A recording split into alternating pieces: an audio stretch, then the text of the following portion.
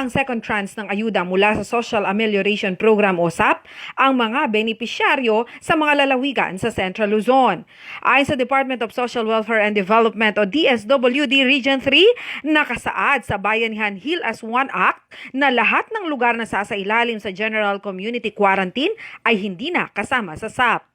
Sa darating na May 16, kasama ang 7 lalawigan ng Central Luzon sa mga inilagay sa GCQ. Magiging maluwag na raw ang mga patakaran at makapaghahanap buhay na ang karamihan.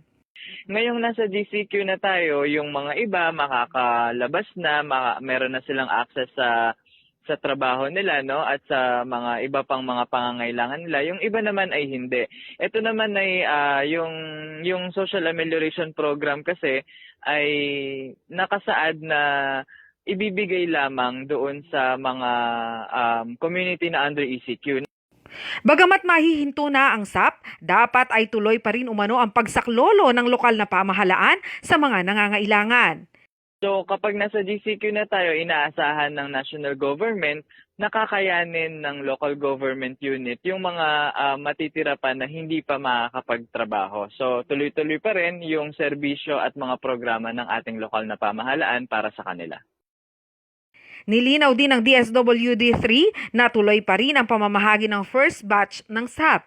Tatapusin ang mga ito kahit nasa GCQ na ang gitnang Luzon.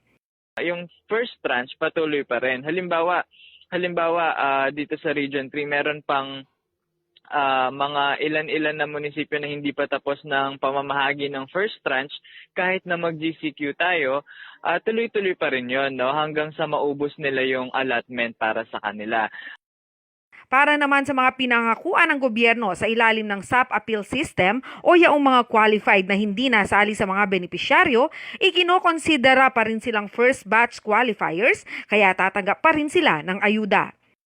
Nonetheless, yung left out na yun ay bahagi pa rin ng first tranche. No? So kahit na wala pang pondong ibinababa sa atin ngayon, asahan nila na kahit na mag-GCQ tayo, matatanggap pa rin nila yun.